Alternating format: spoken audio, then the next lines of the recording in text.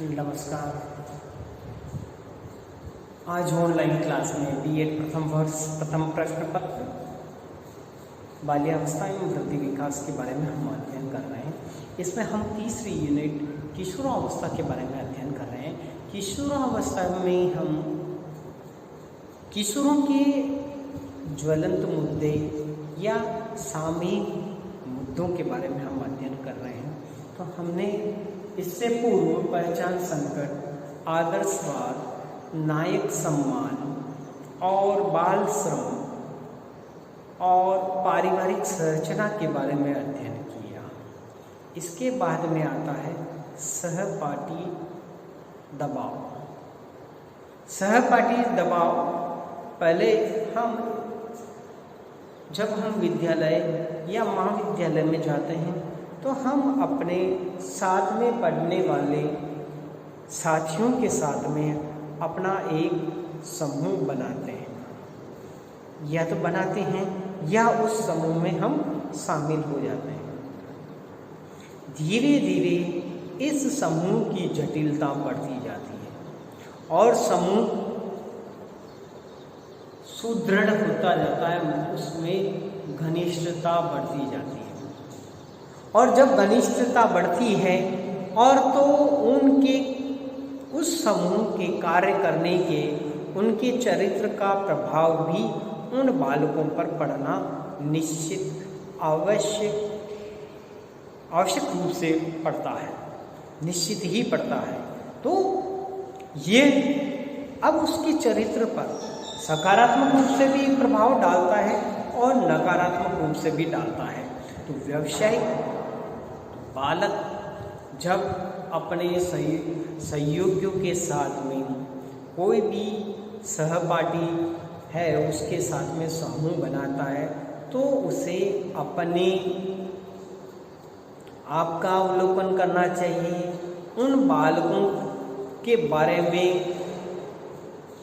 सही निष्कर्ष और सही निर्णय लेना चाहिए कि क्या मैं इस समूह में शामिल हो सकता हूँ या नहीं हो सकता हूँ। यदि हो सकता हूँ तो ये समूह मेरे लिए किस प्रकार लाभदायक है, मुझे किस प्रकार ये चरित्र में आगे बढ़ाएंगे, किस प्रकार मेरी शैक्षिक योग्यता में अपना योगदान देंगे। ये सारी पहलू पर विचार करना आवश्यक होता है। वर्तमान परिस्थितियाँ इस प्रकार की हो गई है कि यह समूह कभी सकारात्मक तो कभी नकारात्मक पक्ष भी प्रस्तुत करता है। अतः इस कार्य में अभिभावक और शिक्षक की महत्वपूर्ण भूमिका बढ़ जाती है। एक समूह जो विद्यालय में बहुत सक्रिय है और जो अपने कार्यों से सबको प्रभावित करता है, अच्छे कार्यों से। एक समूह ऐसा है जो विद्यालय में महाविद्यालय में रैंकिंग लेता है, बच्चों को प्रताड़ित करता है, उनको डरा कर रखता है। तो इस प्रकार के समूह भी होते हैं। तो हमें अपने सहपाठी समूह का जो दबाव होता है, क्योंकि ये जो समूह दबाव में रखता है तो इससे क्या होता है, जो साथी होते हैं वह अपने आप को दबाव में महसूस करते हैं। इसलिए जो भी आपकी चिंता है या आपकी समस्या है, आप सीधे अपने शिक्षक से, अपने अध्यापक से बात करें या अपने अभिभावक से बात करें। क्योंकि वर्तमान परिस्थितियाँ इस प्रकार की बन गई है जहाँ बालक का बनना और बिगड़ना 10वीं कक्षा के बाद में, जब वह 10वीं से 12वीं तक की पढ़ाई करता है और इसके बाद में वह कॉलेज में आता है, तो ये 5 से 6 वर्ष इस प्रकार के होते हैं जिसमें बालक सही दिशा और गलत दिशा का चयन कर सकता है। इसलिए हमें अपने सहपाठी का चुनाव करते समय ध्यान रखना चाहिए कि वह गलत दिशा में न ले जाए। और अभिभावक को भी चाहिए कि बालक की विद्यालय से संपर्क रखें, महाविद्यालय से संपर्क रखें कि बालक की पढ़ाई किस प्रकार की चल रही है और उनकी साथियों के बारे में भी जानकारी रखें। इस प्रकार यदि यह कार्य किया जाता है तो बहुत ही सफलता और उस कार्य में बालकों के विकास में हम अपना योगदान दे सकते हैं। तो आज हमने ये देखा है कि सहपाठी दबाव, क्योंकि वर्तमान परिस्थितियाँ, यदि आप कंपटीशन करेंगे, यदि आपकी क्लास में सहपाठियों के साथ में आपका कंपटीशन चल रहा है पढ़ाई में, तो वह सकारात्मक रूप से होना चाहिए। यूँ नहीं हो गया उसको नीचे दिखाने के लिए, उसको पराजित करने के लिए या उसके कम मार्क्स आए उसके लिए गलत तरीके ना अपनाएं। तो इस प्रकार सकारात्मक रूप से उसको लिया जाता है तो भी बालक अपना क्या है दबाव महसूस करता है कि मुझे उससे अधिक नंबर लाने हैं। तो इस प्रकार आप सकारात्मक रूप से सोचिए कि वह अपनी मेहनत से नंबर लाएगा, और यदि वो 2 घंटे पढ़ता है तो मैं 3 घंटे पढ़ूँ, और इस प्रकार की सकारात्मक बात होनी चाहिए। इसी के साथ में कक्षा में यदि कोई बालक आपको अनैतिक तरीके से आपको प्रताड़ित करता है तो आप अपने शिक्षक और अभिभावक से बात कर सकते हैं। इस सहपाठी दबाव को दूर करने में वर्तमान में शिक्षक की महत्वपूर्ण भूमिका रहती है। अब क्योंकि शिक्षक कक्षा में के समस्त कार्यों में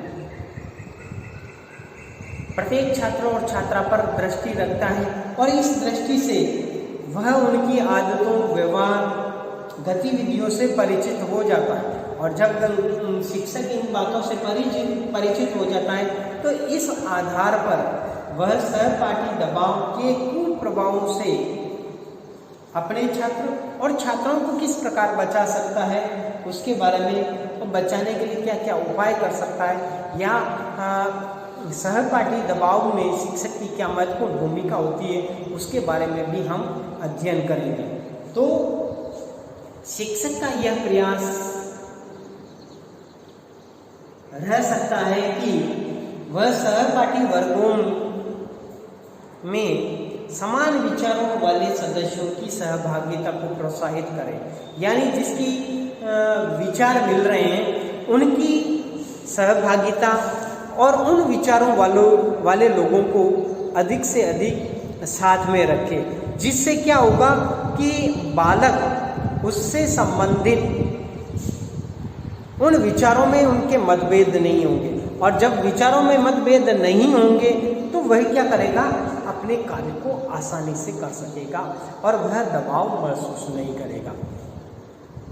और किन्हीं कारणों से किशोर किशोरियों एवं अन्य समूहों के बीच में कोई दबाव या मतभेद के कारण होते हैं तो शिक्षक को उस मतभेद के कारण का पता लगाकर उसे दूर करने के उपाय करने चाहिए। इसके साथ में ही तीसरा बिंदु है, शिक्षक को अपने छात्रों और छात्राओं में मित्रता और सहयोग का भाव संचार करने के लिए उनमें इस प्रकार के कार्यक्रमों का आयोजन किया जाए जिससे इन समूह की में आपसी मित्रता और सहयोग की भावना बढ़े। इसके अलावा कक्षा में विद्यालय में समानता का व्यवहार किया जाए, किसी के साथ में कोई भी भेदभाव नहीं किया जाए, जिससे इस समूह को और बालक किसी प्रकार का दबाव महसूस करे। इसी के साथ में शिक्षकों को बालकों के साथ में अनुचित व्यवहार नहीं करना चाहिए, बालकों को किसी प्रकार से परेशान नहीं करना चाहिए, और किसी प्रकार की यदि समस्या है तो आपको अभिभावकों से सीधी बात करनी चाहिए। इसके साथ में ही शिक्षक का उत्तरदायित्व है कि विद्यालय महाविद्यालय में रैंकिंग कानून एक अपराध के रूप में है, इसलिए हमें चाहिए कि इस प्रकार की गतिविधियां विद्यालय और महाविद्यालय स्तर पर नहीं होनी चाहिए। इस प्रकार शिक्षक अपने योग्यता और अपने व्यवहार से सहपाठी दबाव को दूर कर सकता है।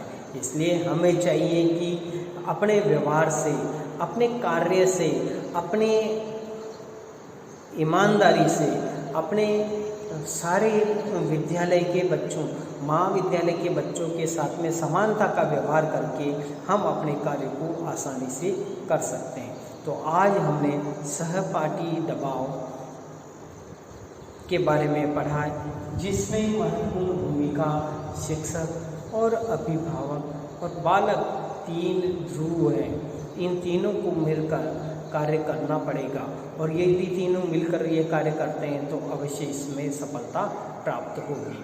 तो आज हमने यह टॉपिक पढ़ा है।